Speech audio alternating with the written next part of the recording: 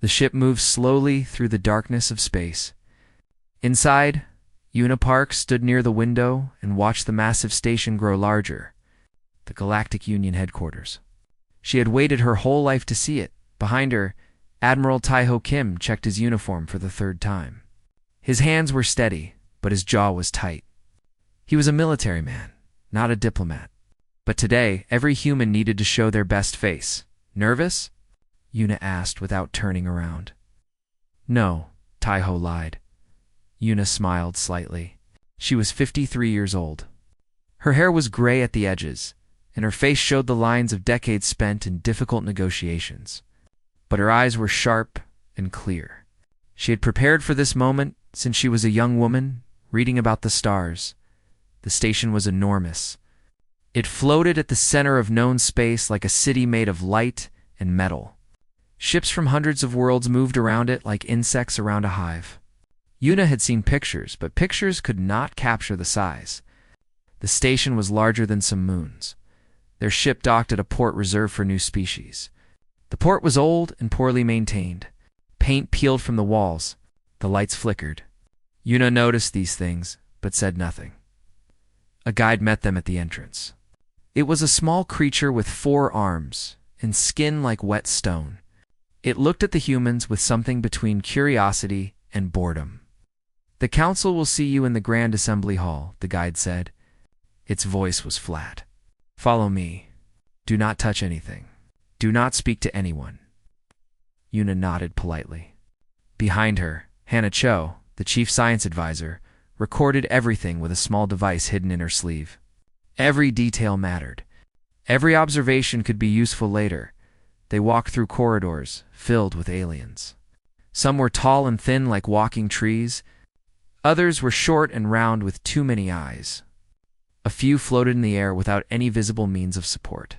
The humans attracted stares. Whispers followed them like shadows. "Look at them," someone said in a language that the translator turned into rough words. So soft, so small. Taiho's hand moved toward his side, where a weapon would normally be. But today he carried nothing. Today they came in peace. The Grand Assembly Hall was beautiful. The ceiling rose so high that clouds formed near the top. Light came from everywhere and nowhere. Thousands of seats filled the room in circles that went up and up like the inside of a bowl. Most seats were full. The humans were led to a small platform at the very bottom. They stood there like performers on a stage, surrounded by eyes from every direction. A creature made of shining feathers stood at the highest point. This was Horus, the High Speaker of the Valor. His people had traveled between stars when humans still lived in caves. He looked down at the human delegation like a bird watching insects. "The species called humanity requests membership in the Galactic Union," Horus announced. His voice filled the hall without effort. "They may speak." Una stepped forward. She had practiced this speech 1,000 times. She knew every word, every pause, every gesture. "Thank you, High Speaker," she began. Her voice was calm and warm. "Humanity comes before this council with respect and hope. We are a young species. We know this. Our history is short, our reach is small, but we believe that youth is not weakness. We believe that we have much to offer and much to learn." She spoke of human art and music. She spoke of human science and medicine. She spoke of the human desire for friendship, for cooperation, for peace. She spoke simply and honestly, holding nothing back. When she finished, silence filled the hall. Then, slowly a sound began. It started in one corner and spread like fire. It was laughter. The Valori High Speaker clicked his beak in amusement. "These mammals have existed for barely a moment," he said. "Their entire history would fit in a footnote of ours. What could they possibly offer to civilizations that have existed for millions of years?" A massive creature covered in hard shell spoke next. This was Gron, the trade master of the Keth. His species controlled the shipping lanes of half the galaxy. "They have no fleet worth mentioning," Gron rumbled.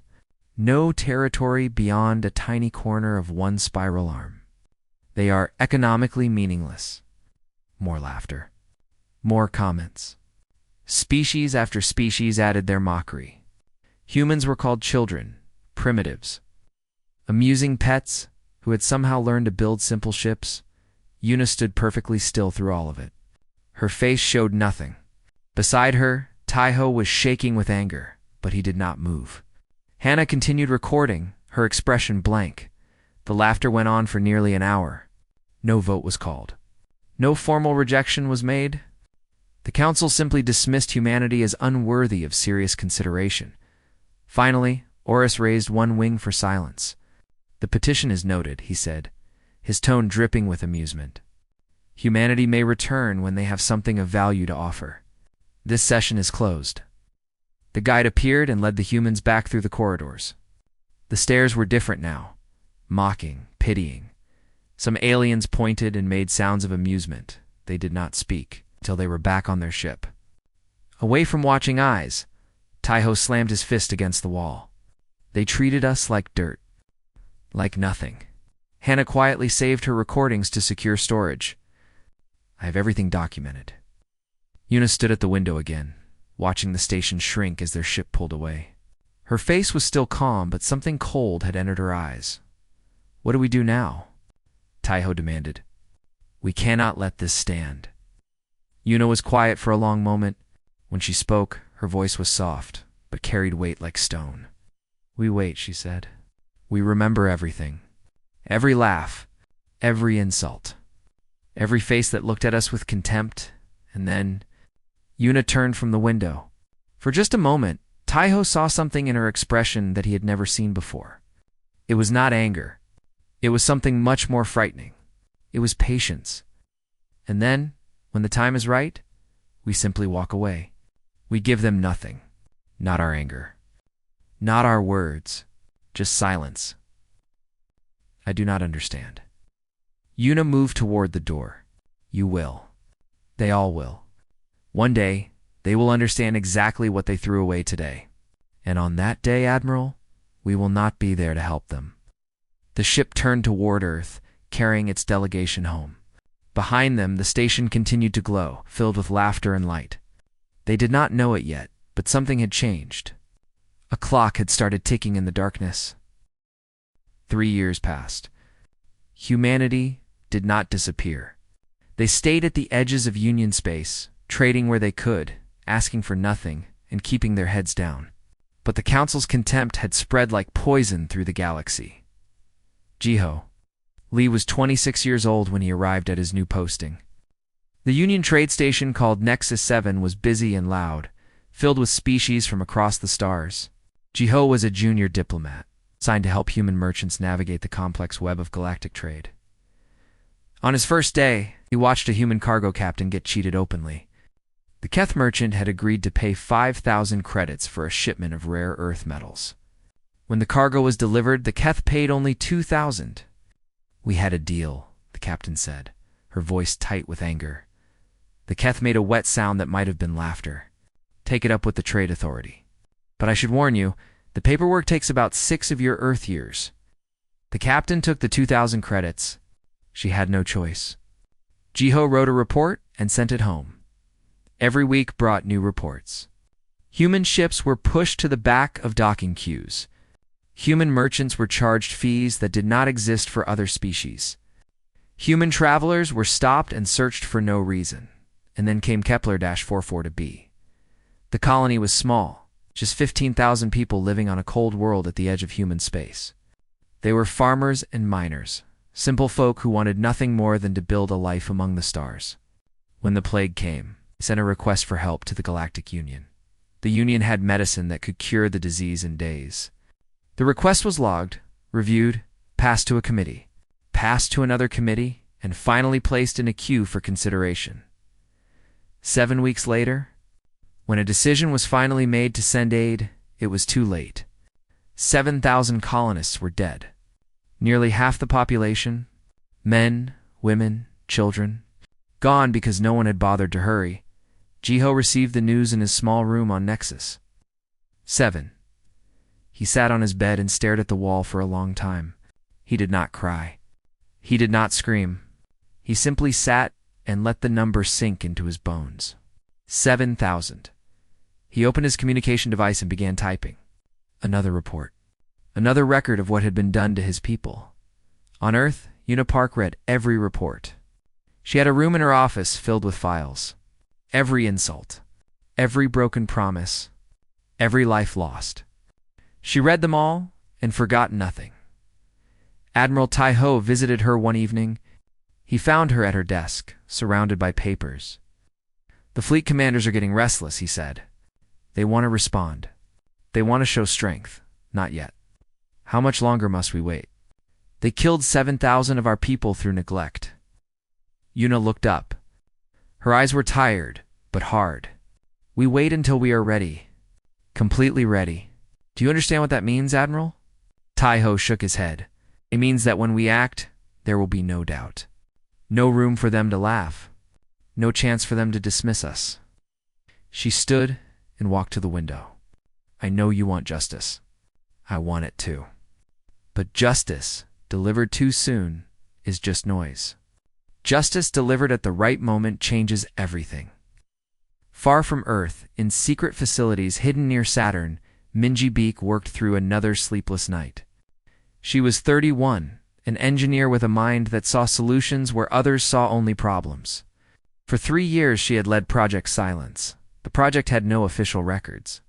It existed only in encrypted files and the memories of those who worked on it. But it was the most important work humanity had ever done. Minji looked at the latest test results and smiled.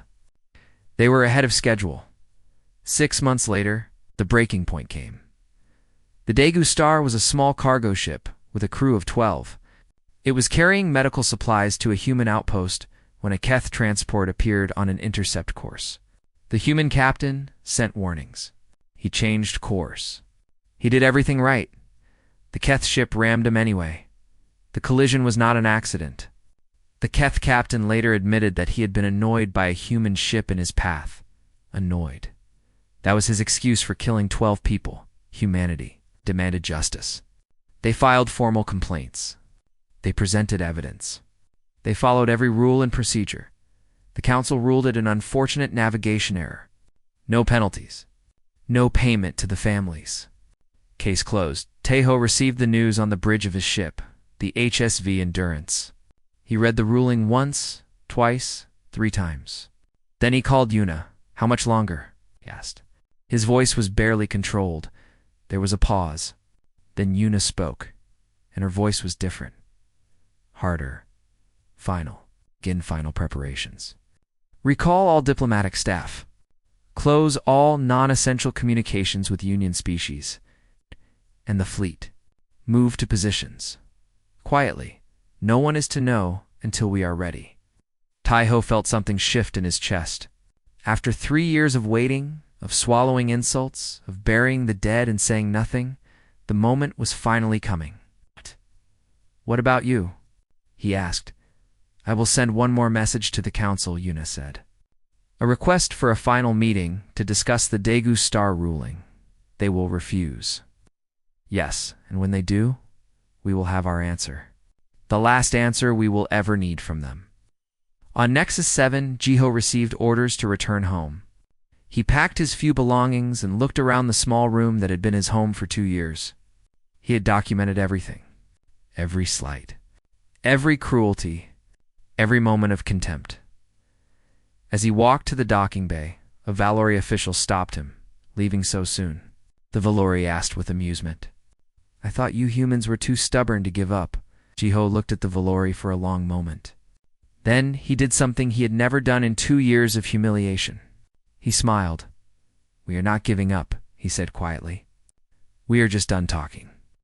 He walked away, leaving the confused Valori behind. Across human space, ships began to move. Stations went quiet. Communications slowed, then stopped. One by one, the lights of humanity dimmed until only silence remained. The galaxy did not notice. They were too busy laughing to see what was happening in the shadows. But the shadows were watching. The shadows remembered. And the shadows were almost ready. The Void Swarm came without warning. One day the outer colonies of the Alari Dominion simply stopped responding. When ships were sent to investigate, they found nothing. No buildings. No bodies. No sign that anything had ever existed there. just empty rock floating in the darkness. Within a week, the truth became clear. The swarm had returned. Ancient records spoke of this enemy. Once every 10,000 years, it emerged from the space between galaxies. No one knew what it was or where it came from. Some believed it was a natural disaster, like a storm made of hunger. Others thought it was a weapon left behind by some long-dead civilization. The only thing everyone agreed on was that it could not be stopped, could only be survived. The last time the swarm appeared, 3 billion lives were lost. Entire species were erased from existence.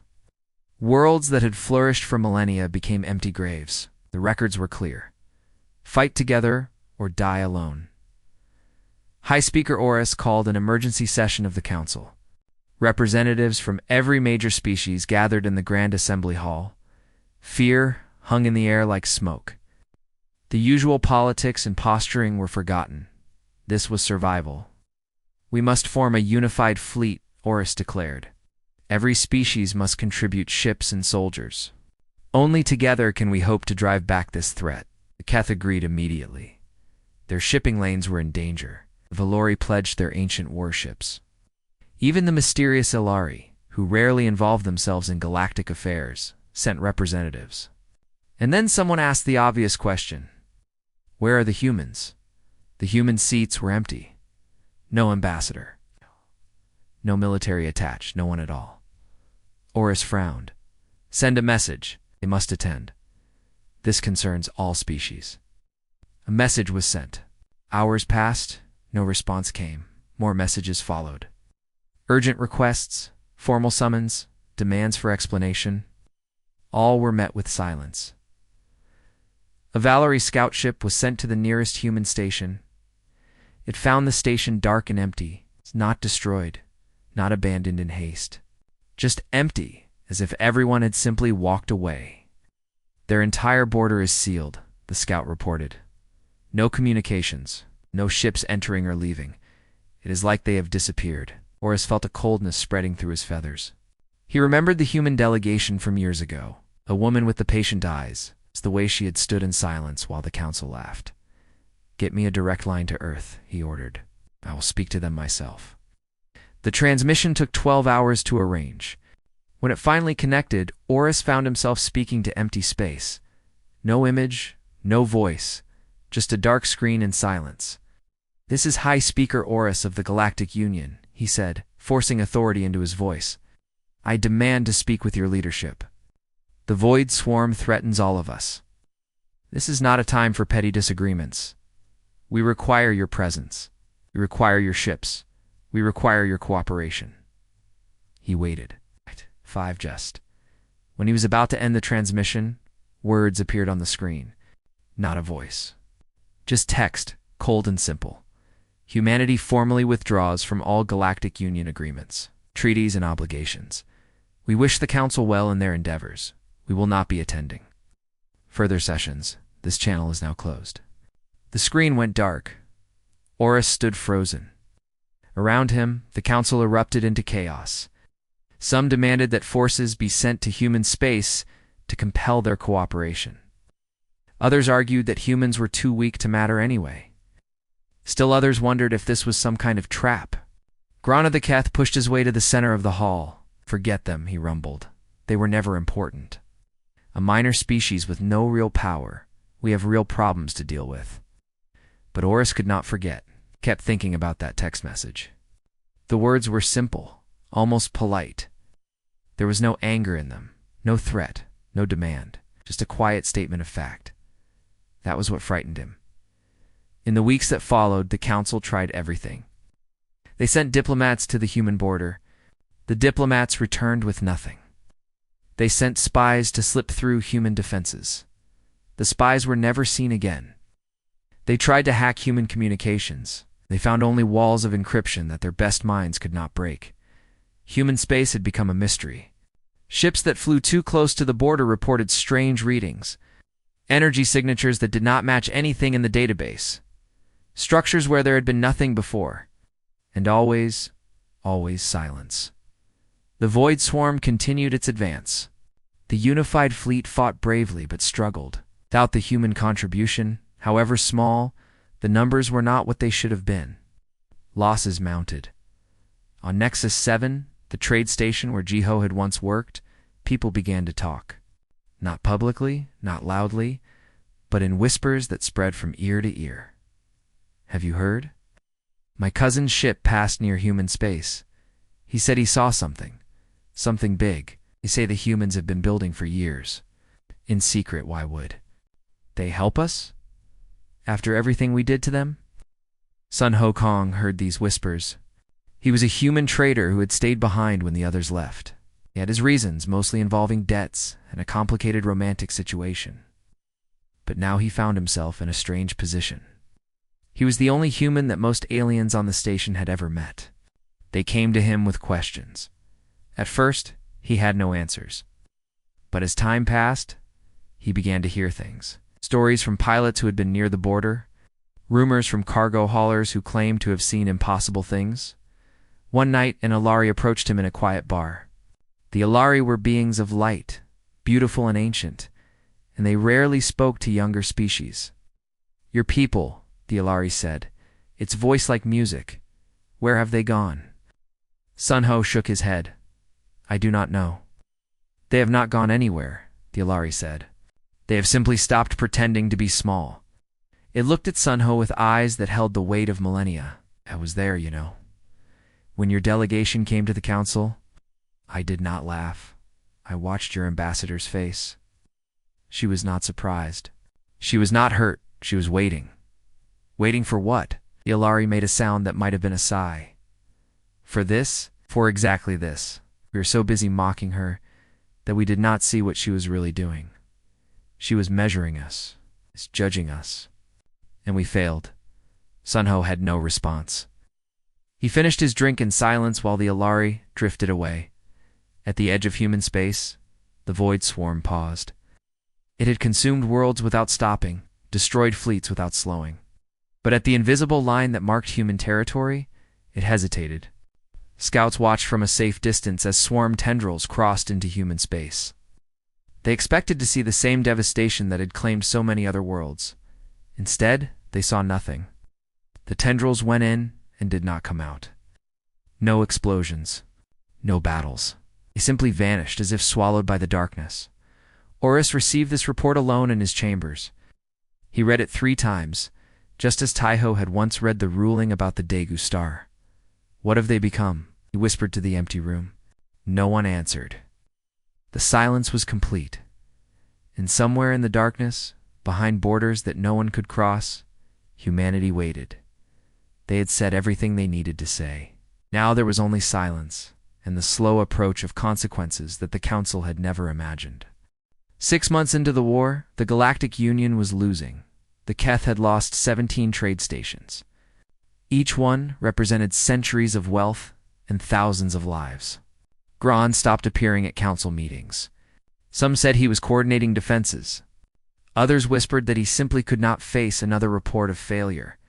The Valori. Homeworld's outer colonies fell one by one. Horus watched the maps change color from the safety of the Union headquarters, each shift representing another piece of his people's legacy consumed by darkness. The Alari retreated into their inner systems and went silent. They had faced the swarm before, thousands of years ago. They knew what was coming. Their silence was not peace. It was the quiet of those who have seen the end and have nothing left to say. And still, human space remained dark. Reports from the front lines grew stranger with each passing week. Pilots spoke of impossible sightings near the human border. Massive structures where nothing had existed before. Energy readings that broke every known law of physics. Ships that appeared for a moment and then vanished like ghosts. Sun Hokong heard these stories in the bars of Nexus 7. The station was quieter now. Many had fled to safer systems. Those who remained drank more and spoke in hushed voices. My friend's cousin flew cargo near human space, a Keth trader said one night. He said he saw a ship, but it was not like any ship. It was like a piece of night sky that had learned to move. You're drunk, another trader replied. Ivy. But he was not lying. I know him. He does not lie. Sun Ho listened and said nothing. He had tried to contact human authorities months ago. His messages disappeared into the void like everything else. He was a human without a home. Watching from the outside as the galaxy burned, the breaking point came when the void swarm reached the Keth core systems. It was not a full attack, just a tendril of the main force, but it was enough. 3 billion Keth lived in those systems. The fleet was not strong enough to protect them all. Gron emerged from his silence and went to the council. He was a proud being, hard-shelled and ancient, and his people had never asked for help in all their long history. But pride was a luxury the Keth could no longer afford. "We must approach the humans," he said. His voice rumbled like distant thunder. "We have no choice." Oris shook his feathers. "They will not respond. We have tried everything, and we try something new. We go in person. We apologize." The word hung in the air like something dangerous. Apologize. Species like the Veleri and the Keth did not apologize. They were old and powerful and had never needed to lower themselves for younger races. But these were not normal times. A delegation was formed. Oris himself would lead it. Gron would accompany him. Representatives from a dozen major species were chosen. It was the most important diplomatic mission in galactic history. Their ship approached the human border and stopped. They transmitted a request for dialogue and waited an hour past, then another. The delegation sat in uncomfortable silence, surrounded by stars that seemed colder than they should be. After 3 hours, something changed. The darkness ahead shifted, like cloth moving in a wind that was not there. A ship emerged. It was small, unassuming, a simple vessel that would not have earned a second glance in any spaceport. But the energy readings coming from it were impossible. The amount of power contained in that tiny hull should have torn it apart. The view screen flickered. A face appeared. It was Hannah Cho, the human scientist, who had stood beside Ambassador Yuna years ago.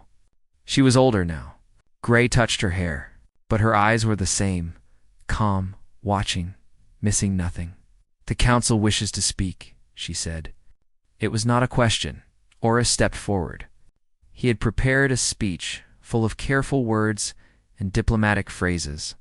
But looking at that quiet face, all his preparation seemed useless. "We wish to apologize," he said simply. "We were wrong. We ask for your help." Hannah tilted her head slightly. For a long moment, she said nothing. "Humanity remembers the 7,000 on Kepler 4 for to be," she said. "We remember the 12 aboard the Daegu star.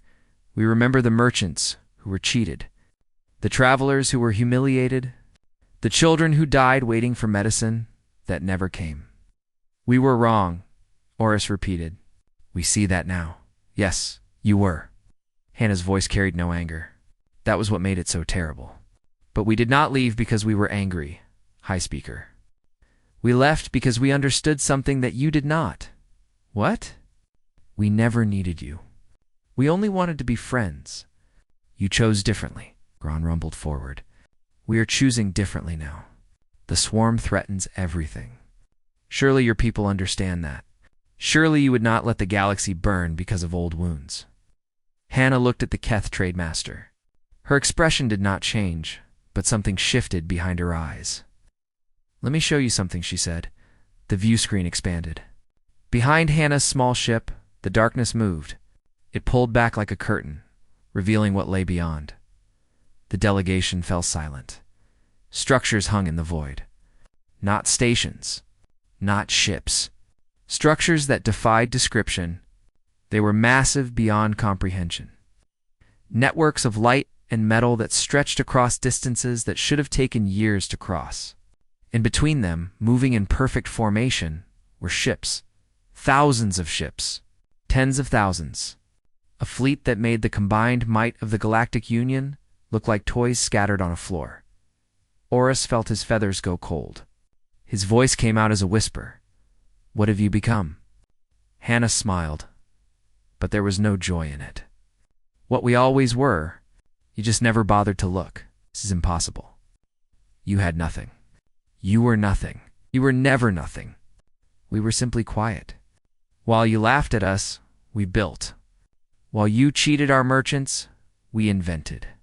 While you let our people die, we prepared. Hannah leaned forward slightly. Every insult made us stronger. Every death reminded us why we could not depend on anyone but ourselves. You taught us well, High Speaker. Perhaps better than you intended. The transmission ended. The curtain of darkness closed again, hiding the impossible fleet from view.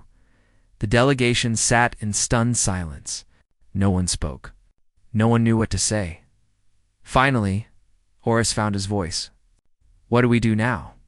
Gron had no answer. None of them did. They returned to the council and reported what they had seen. Some refused to believe it. Others argued that the humans were bluffing, using tricks and illusions to appear powerful, but deep down, everyone knew the truth. They had dismissed a species that had been building an empire in the shadows. They had mocked a people who had spent years preparing for exactly this moment. And now, with the void swarm at their doors and their fleets failing, they had nothing left but hope. Hope that humanity would show them more mercy than they had ever shown humanity. It was not a comfortable hope, but it was all they had. The delegation did not leave the border. They had nowhere else to go, and some part of them hoped that staying might change something. So they waited, watching the dark line that separated human space from the rest of the galaxy. 3 days later, the void swarm found them. It came like a wave of hungry darkness. A tendril of the main force, but still massive beyond measure. Billions of individual units moving as one, blocking out the stars themselves. The delegation's escorts formed a defensive line, knowing it was hopeless but unwilling to die without. Fighting Horus stood on the bridge of his ship and watched the swarm approach. He thought about his homeworld, his children. The long history of the Valori that would end here in the cold dark between stars. It has been an honor, he said to his crew. We face the end with dignity. Then human space lit up. The darkness that had hidden the human fleet fell away like a curtain torn by wind, and from behind it came ships. Not hundreds, not thousands. A fleet so vast that Horus could not see where it ended. They moved in perfect formation, silent and terrible, and they were coming fast. Admiral Taiho Kim's voice appeared on all channels. It was calm, almost gentle. All Union vessels, hold position. Do not interfere. Do not fire. This is no longer your fight. The Union ships stopped. What else could they do? They were witnesses now, nothing more. The human fleet met the void swarm like a hammer meeting glass. Weapons fired that Horus had no names for. They were not beams of light. They were not missiles or torpedoes. They were something else. Something that made the swarm simply stop existing. Where the weapons touched, there was nothing left. Not debris, not residue. Just empty space, as if the swarm had never been. The battle lasted 11 minutes. When it was over, the tendril that should have taken months to defeat was gone. The human fleet hung in the darkness, undamaged, unchanged. They had not lost a single ship. Horus could not speak. None of them could. A transmission came through. A familiar face appeared on the view screen. Ambassador Una Park looked exactly as she had years ago. Standing before the council while the galaxy laughed, patient, composed, her eyes missing nothing. Hi, Speaker, she said. We meet again, Ambassador. Horus struggled to find words. What you did? What you have? We will address the void swarm, Una continued, as if he had not spoken. All of it. The full force. This is not a favor. This is not reconciliation. We do this because it is right, and because we protect all life, even those who mocked us. Why?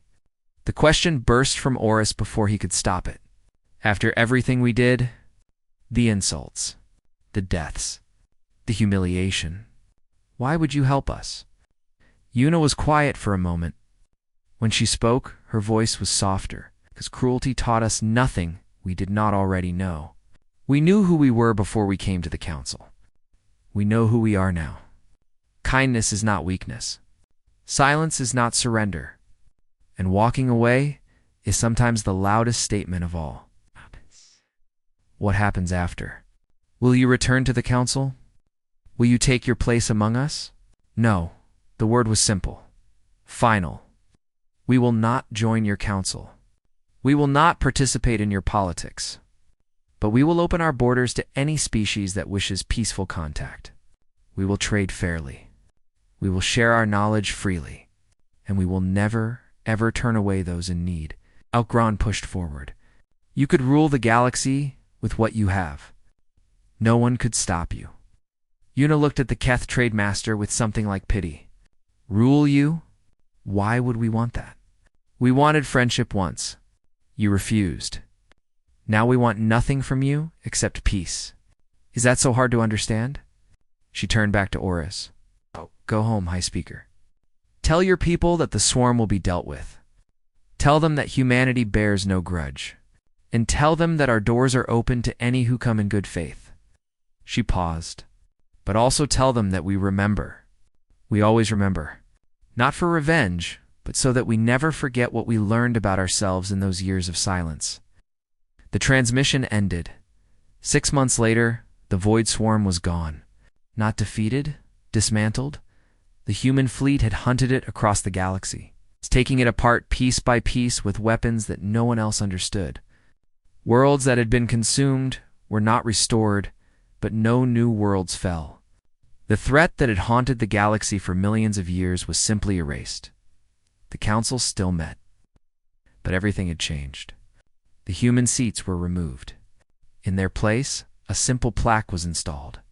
Written in every known language, to those who laughed, we forgive you to those who suffered. We remember you, to those who come in peace. You are welcome.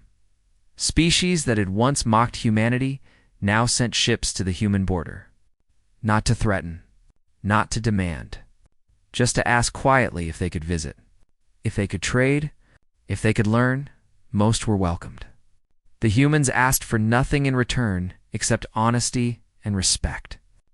Those who came with hidden motives were turned away, gently but firmly.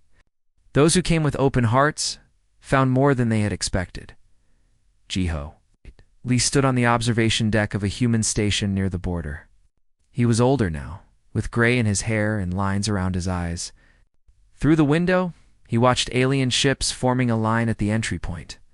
Merchants, scholars, refugees, all waiting for their chance to enter human space. Minji Beak stood beside him.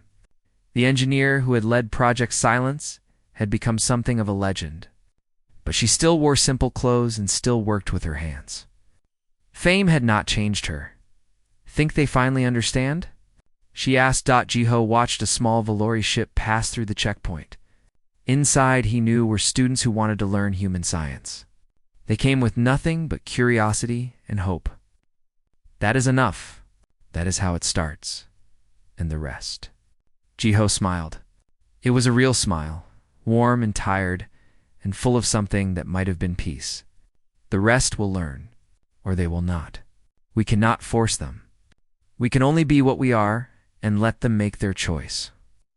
In the distance, human ships moved silently among the stars. They were not conquerors. They were not saviors.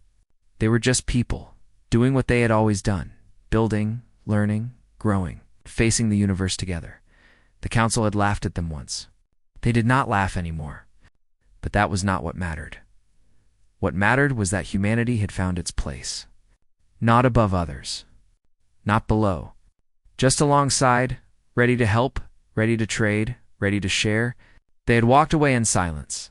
And in that silence, they had discovered something precious. They had discovered themselves. And that was worth more than all the seats and all the councils and all the galaxy. The stars continued to burn. The ships continued to move. And somewhere in a quiet room on Earth, Una Park sat by a window and watched the sun set. She was old now, older than she had ever expected to be. But she remembered everything. She remembered the laughter. She remembered the silence. She remembered the moment when everything changed. And she smiled, because in the end, they had not just survived. They had become something better, something kinder, something truly human. That was the answer the council had never understood. That was the lesson written in all those years of patience and pain. The strongest thing in the universe was not a weapon. It was a choice. The choice to be better? The choice to forgive? The choice to walk away from darkness and toward light? Humanity had made that choice. And the stars themselves seemed brighter for it.